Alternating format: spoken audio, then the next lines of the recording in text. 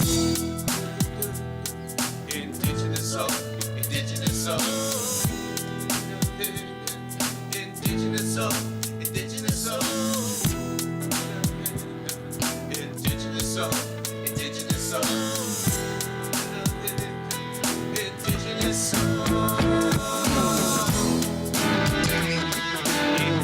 soul, indigenous soul. Indigenous soul, indigenous soul.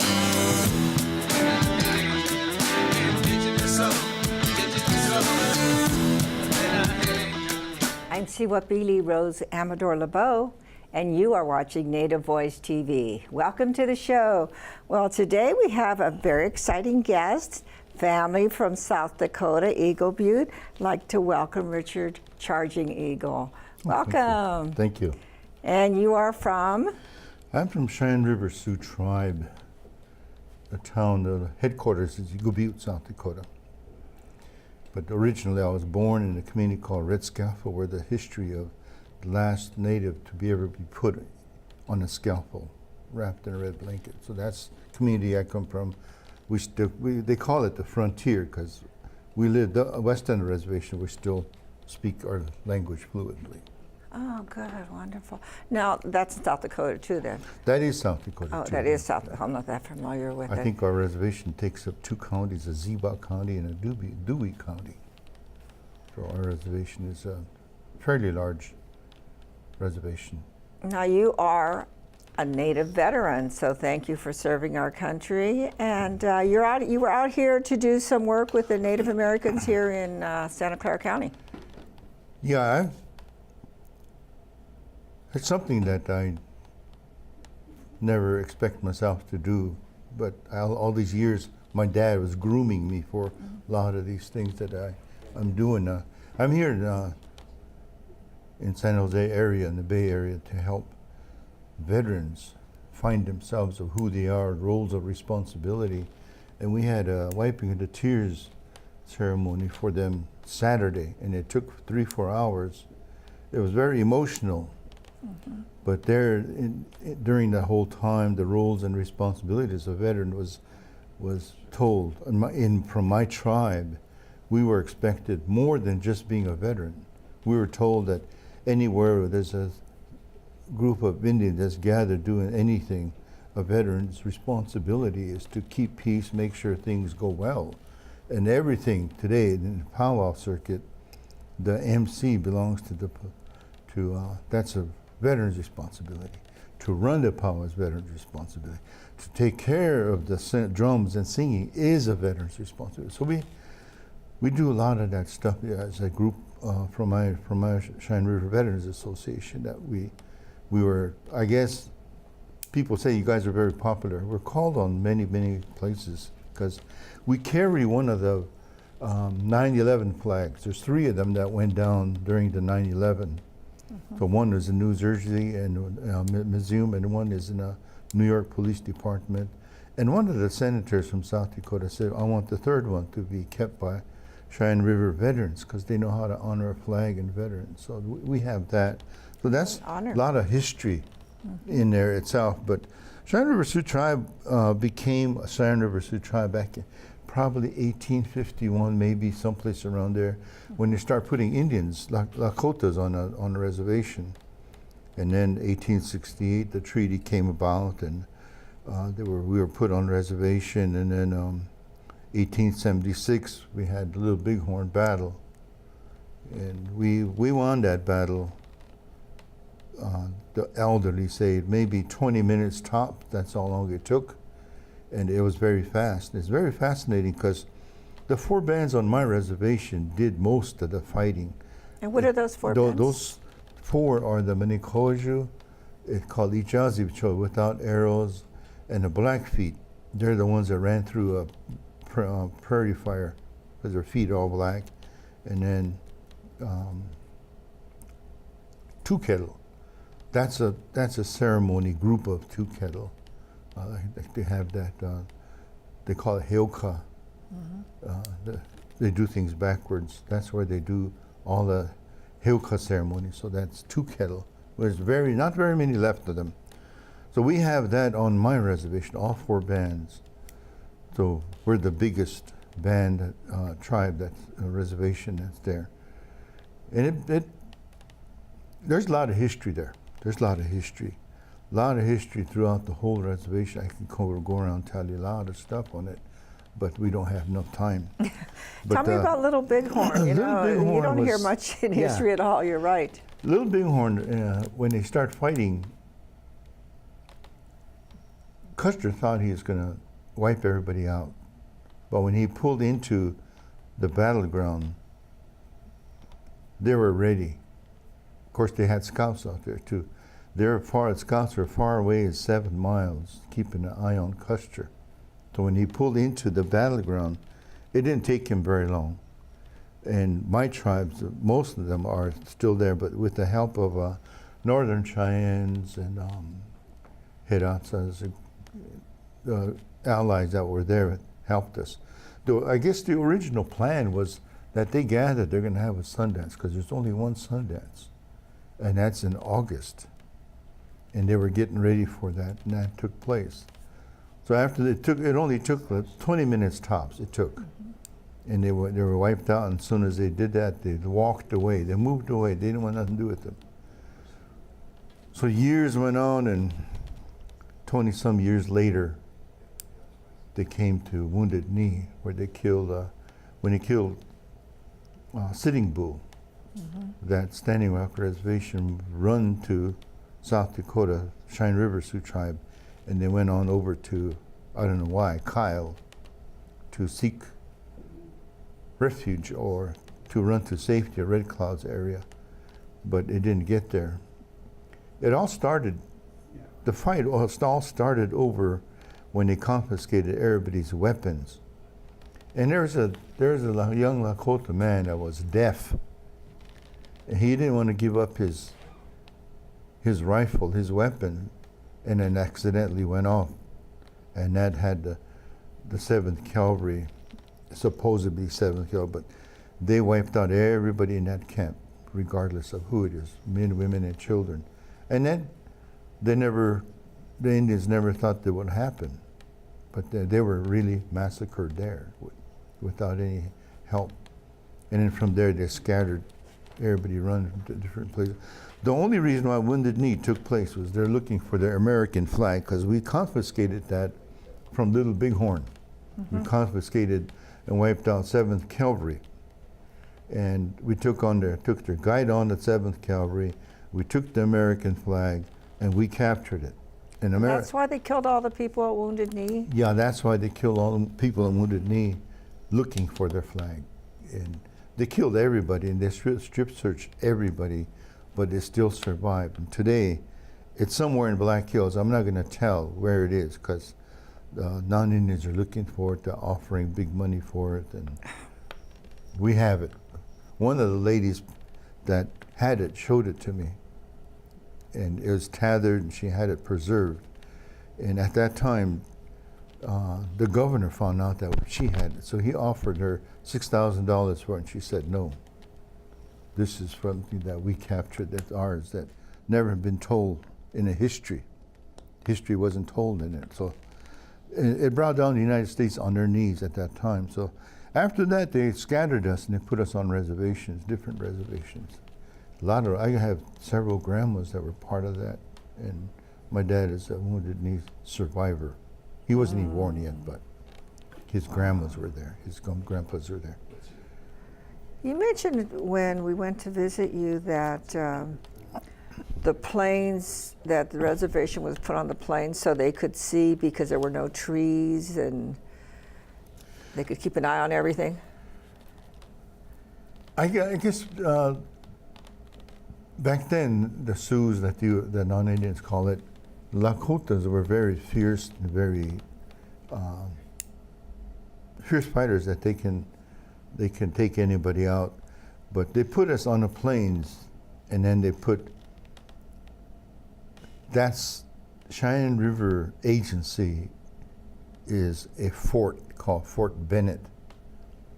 And they put it on the northeast side of the reservation. But the west side of the reservation is where they put us, all of us that speak the language, that keep our culture. And in order for us to, we have relatives in Standing Rock Reservation. It's just a line that you cross the highway, you're on the Standing. We, today, it still states and still stands that we have to have a pass of most 3 days at the most that we can leave our reservation, come back. And then, and if we're past 3 days, you were captured and put in jail for $50. So non-Indians are always looking for Indians. So that was their $50 per head.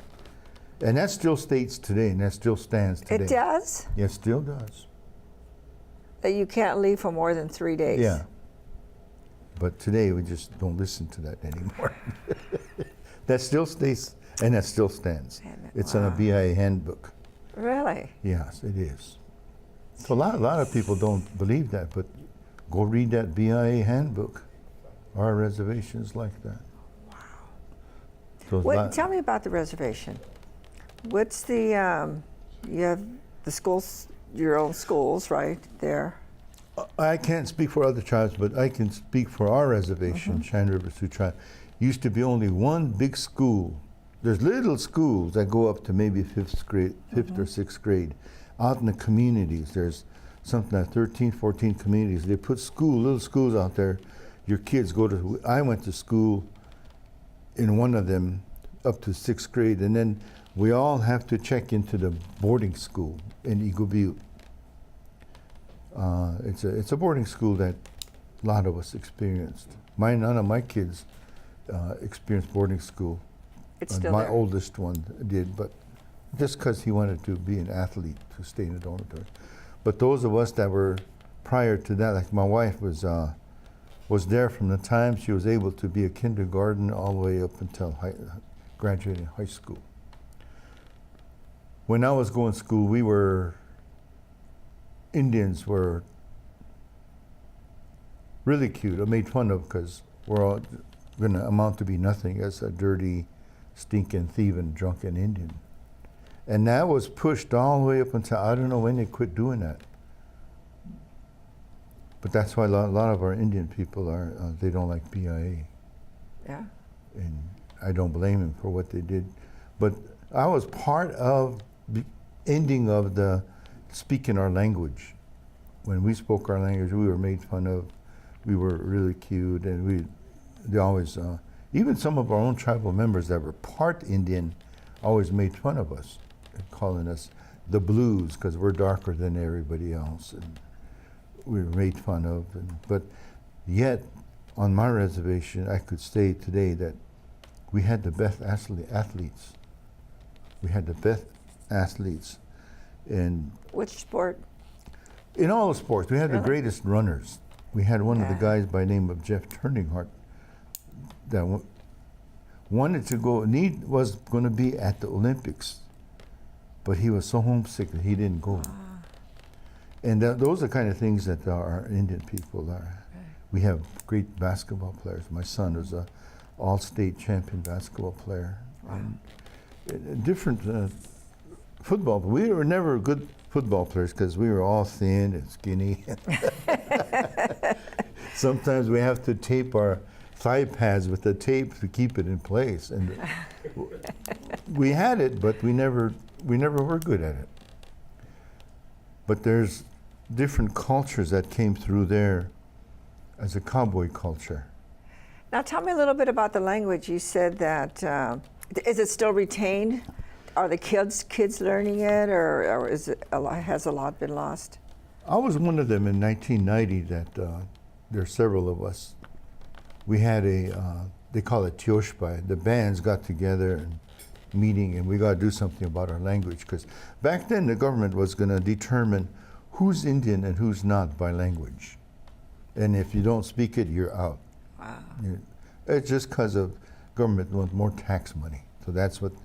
So we start teaching, we start bringing up this thing, and then on our reservation it started out, a gentleman by the name of Victor Harrell, Carlos Redlegs, and myself, a guy named Manny Ironhawk, my sister-in-law, my sister Geraldine. We put in a resolution through the tribal council that we demand that our language is taught in schools. Good. And the BIA school fought it. And the people that fought it were Hispanics that were in charge that fought it. So we just kept fighting it and we got it. Now, when we're here Thursday, one of our couple of our tribal council people wanted to remove that and not teach the language. Oh no. And I was upset because I was over here and that I'm one of them that fighting to keep our language. Yes, of Because course. that's a reality that's going to come, who's Indian, who's not by language. That's terrible. So I was upset, but I'm over here. I hope they change their mind doing that. Oh, I do too. My goodness. In case you just tuned in, you're watching Native Voice TV. I'm here with Richard Charging Eagle, and he's from Eagle Butte, South Dakota. And he's sharing us the history of the Cheyenne River Sioux tribe and just history in general. But it's really fascinating, and I'm glad you fought for the language, and hopefully they'll continue that because it's, I mean, it's part of the culture. You have it's to. part of the culture and part of, but there's something that people don't understand, and these people that have Vision Quest and Sundance and want to be Lakota, and they get this sacred pipe and they have a replica of it to pray with it. It's like a Bible picking up the pipe.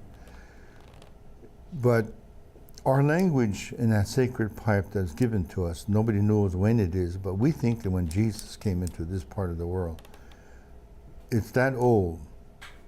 But the language in our Lakota spirituality does not separate. And if you pray with your sacred pipe in our language, and whatever language you have, you pray, it works. But a lot of us, I don't know, maybe we're ashamed to be Indians. I don't know. But the older people say, if your heart is Indian, you should be able to learn it. And so we're fighting to, we still want my grandchildren, they speak not that fluent, but they're getting there. So we used to tell my wife and I talk to each other that we're going to go to Rapid City overnight and spend the night in our language, and my son picked it up. You're not going to leave us here, so we can't be. It's like code talkers. They can understand but now they understand. So there's another thing, that pipeline, Keystone Pipeline, is coming right southwest of our reservation, and it's coming right into the reservation. So some of the people from the North Dakota protesters moved over there. But we're not the only ones fighting it. The non-Indian ranchers and farmers are fighting it too, because there's one place there coming right at it. There's a story of a woman that was raised by wolves, and they brought her food, they hunt for this woman, and she lived there. And that place, cave, and the place is coming, is there, but the pipeline is coming right over that. No. And the ranchers said, we don't want that removed because that's our weather vane. We know if there's going to be severe weather coming, they hear the coyotes or they hear the woman singing. So that's a sign for us to be ready. But now they're going to destroy that, so I don't know what's going to happen. How close are they? Oh, they're still in Montana. They're still in before Popular, Montana, because some of our protesters are moved up there. But they're coming, I guess they're moving pretty fast, so they should be here by August again. Hope the winter gets bad so they don't have to dig anymore. That's just terrible. So you also do powwows. You said you're an MC. I never wanted to be an And you MC. keep them laughing, huh? Is what I heard. MC in the role of responsibility, I never would, I was a shy person. And one day the college came over and said, you're going to MC our AHEC powwow. I just went into shock because I never would be able to speak like that in front of people. So I did it. And from there on, people call on me to be an MC at powwows. But my dad always says, don't, because MC can make a lot of money. He said, don't be asking to MC. It's not good because you're only doing it for the money. He said, don't ask for it. If they think you're good enough, they'll come and get you. And that has happened. And that, it takes a lot of work to sit up there and MC, not just talking, but you got to keep track of the drums, you got to keep track of what kind of songs, and got to keep that thing going, and no dead air. It's a lot of work, but people just do it for the money, and they don't do all of it. So you have to know a lot of ceremonies that take place at a powwow. You're not just sitting up there talking. You got to know more than that up there. And there's a certain behavior. In my country, in my tribe, they want me to be everywhere because I speak the language and I could translate it in English, because our Lakota language is very humorous. It's very humorous, and it could be really serious. So sometimes I tell it in my language, and then I turn around and translate English. But English is a cold-hearted language if you really think about it, because our language, it talks from the heart. But the English language just talks from your throat, and it doesn't mean anything. The same way with singing. The singing right now, the powwow singing, a lot of them, I could sing vocal bowls and tunes all day long and be famous. But when we ask to sing a song with words in it, they don't know how, because you're supposed to sing the tune first, and then you sing the wording. So it's always 4 push-ups. But that, it's not just a responsibility, it's a lot of work. It's a lot of work. That's why it's so important to retain the language and to pass it down through the generations. Yeah. How many members do you have on your reservation, or people Right living now there? we have 16,000 enrolled, but we have about 12,000 on the reservation. But right now, that's what we have. But we also have 3 schools, BIA schools. We have a school called Cihuapilli for families. It's the four tribes, 4 bands, and then we have the Cihuapilli BIA school. Then we have one red scalpel called Takini. Takini is a school for wounded warriors from the Wounded Knee came back and settled there. So we have 3 tribal schools. But we have some non-Indian border towns like Faith, South Dakota, and Dupree, South Dakota. And their schools are closing, so we're getting their non-Indian students. And they can still come over there to go to school? So that they don't want us closed, so they're trying to recruit Indian students to their schools. Really? To their schools? Yeah. Oh my goodness. When I was going to school, there's about 5 of us that were really excellent basketball players. So the town called Faith, South Dakota, wanted us to go to school in Faith. So you could play for their school. Just to play for the school, and they're going to give us a house to live in, and there'll be somebody to cook for us, and everything.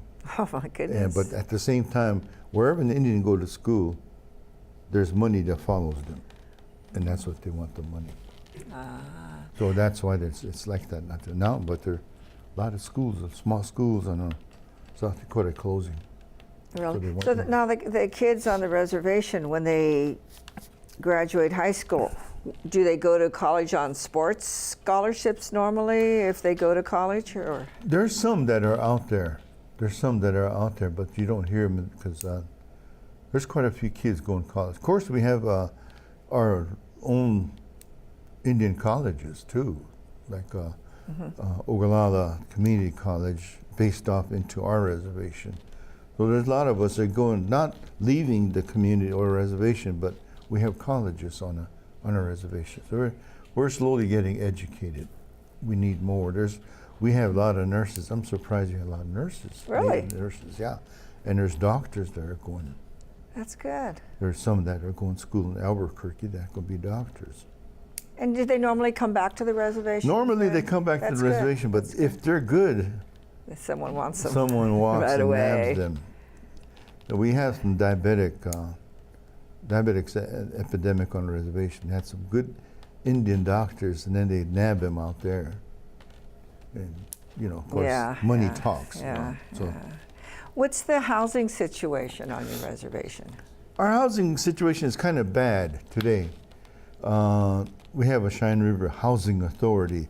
It came out really nice getting houses for everybody, but these houses were made for Midwest or lower Midwest, so they were thin. Oh, It's for not the made for the elements. South Dakota. Yeah. You know how cold it gets in South Dakota. It gets maybe 48 below without Oh, wind chill. goodness. And those houses weren't made that way. But now, past Wednesday, me and several other veterans and the Veteran Service Office have been raising heck with the Veterans Administration housing. They're supposed to be able to help Native American veterans to get house. And they never did. They have 30 million sitting there, but they wouldn't help a Native American veteran. So we start raising hell now. Some senators got together and made their own housing. It's going to start on ours first as a pilot project. That's great. Well, I think we're almost out of time here, so I am going to hold you around town for a little bit so we could talk Sure. about Standing Rock, 'cause I know you were there on the ground floor, and I want to learn about that. But we're out of time for this show, so thank you for joining us at home. You know, it's been 13 years, Native Voice TV. Thank you for tuning in, and we'll see you next week. Good night.